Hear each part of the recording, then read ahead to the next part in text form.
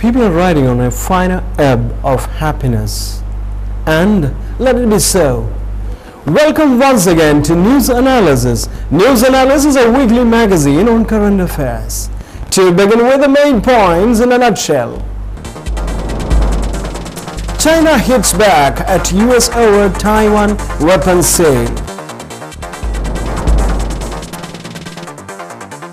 Suspected suicide bomber attacks checkpoint in Pakistan.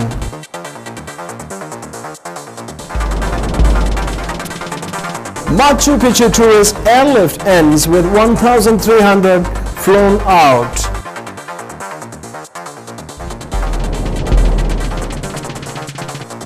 Turks and Caicos patrol picks up Haiti migrant boat.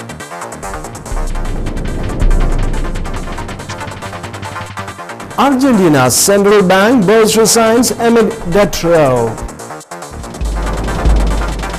Japan deflation hits a record pace to threaten recovery. And now the news in detail. China hits back at US over Taiwan weapons sale. China has announced a series of moves against the US in retaliation for a proposed weapons sale to Taiwan worth $6.4 billion. Beijing said it would suspend military exchanges with the US, impose sanctions on companies selling arms, and review cooperation on major issues. Ties are already strained by rows over trade and internet censorship. Taiwan and China have been ruled by separate governments since the end of a civil war in 1949. Beijing has hundreds of missiles pointed at the island and has threatened to use force to bring it under its control if Taiwan moved towards formal independence. The BBC's Damian Grammaticus in Beijing says China's latest moves are what the US would have expected, as the US view is that military exchanges are of limited use. China's Xinhua state news agency quoted the defense ministry as saying, considering the severe harm and odious effects of US arms sales to Taiwan, the Chinese side has decided to suspend planned mutual military visits. We strongly demand that the US respect the Chinese side's interest, it added, calling for the sale to be stopped forever. Suspected suicide bomber attacks checkpoint in Pakistan. A suspected suicide bomber has killed at least 12 people in an attack on a checkpoint in northwest Pakistan, officials say. A number of people were also injured when the bomber attacked the checkpoint in Khar, the main town in troubled Bajaur tribal region. Suspected suicide bomber attacks checkpoint in Pakistan. A suspected suicide bomber has killed at least 12 people in an attack on a checkpoint in northwest Pakistan, officials say. A number of people were also injured when the bomber attacked the checkpoint in Khar, the main town in troubled Bajaur tribal region. Pakistani security forces have been battling militants in the Khar area.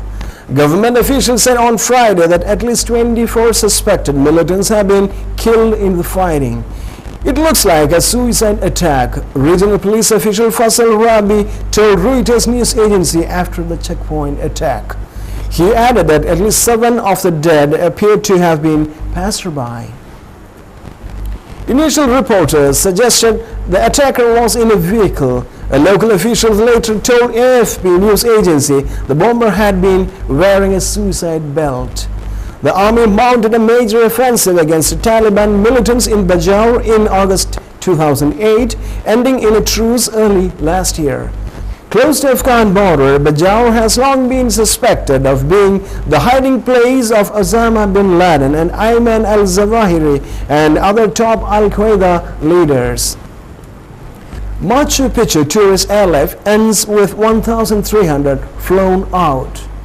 Police in Peru say they have airlifted the last of the tourists stranded near the Inca ruins of Machu Picchu after floods destroyed roads and rail links to Machu Picchu. Nearly 1,300 travelers were flown out by helicopters on Friday, a local policeman told the Associated Press. A total of nearly 4,000 tourists and local residents have now been left in the area following last Sunday's heavy flooding. The Machu Picchu site, which attracts more than 4 lakh visitors a year, will be closed for several weeks from now. Officials say it will take months to repair the railway that leads to the World Heritage Site high in the mountains. Tourists were stranded in the town of Aguas Calientes at the foot of ruins after the heavy rain severed road and rail links. On Friday, 7 helicopters working in rotation were ferrying out travelers to the nearby city of Cuzco. Not a single tourist remains in Machu Picchu or in the town of Aguas Calientes, said Tourism Minister Martin Perez. The evacuation, which lasted for nearly a week, was organized by age, with elderly and children taken first. Younger tourists, mostly in the 20s and 30s, were the last ones to leave the area. Some tourists had to rely on locals for food after cash machines dried up and prices for some goods soared. A number of hotels were reported to have increased prices considerably. The train to the city of Cusco is the only means of transport on the last leg of the trip to the Machu Picchu ruins, and has been suspended since last weekend when it was blocked by one of 40 landslides in the area. 5 people are reported to have died, including 2 residents killed when their home was destroyed, and a trucker crashed while sleeping in a tent. Turks and Caicos patrol picks up Haiti migrant boat. More than 100 Haitians have been picked up off the Turks and Caicos Islands by marine police after trying to flee quake-stricken Haiti in a rickety boat. The authorities in British Overseas Territories said the group was being held in sports complex rather than being sent straight back. Haiti now risks the 90-mile, that means 145 kilometers, journey in overcrowded boats.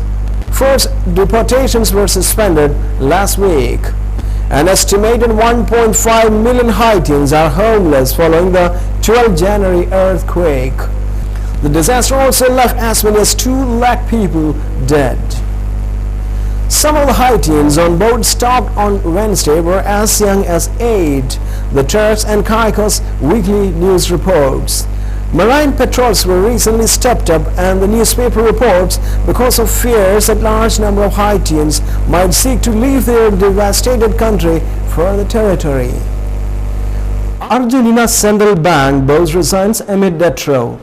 Argentina's central bank chief Martin Rodriguez has resigned following a bitter public row with President Cristina Fernández de Kirchner.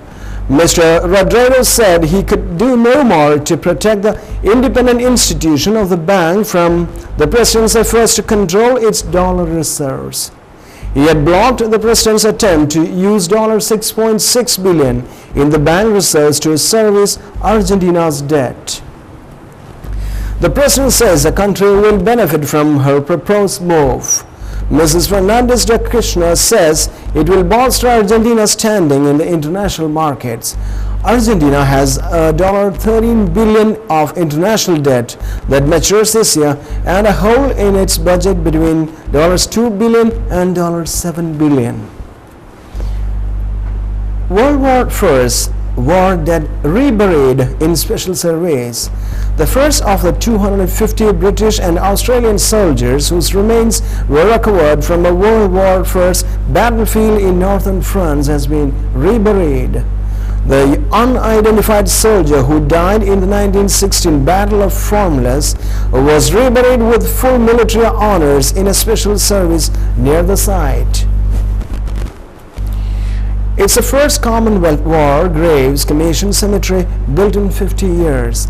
The bodies, which were buried by German forces, were excavated from 6 mass graves in 2008. The remainder of the military burials will take place 3 times a week over the next month, with approximately 30 burials every day.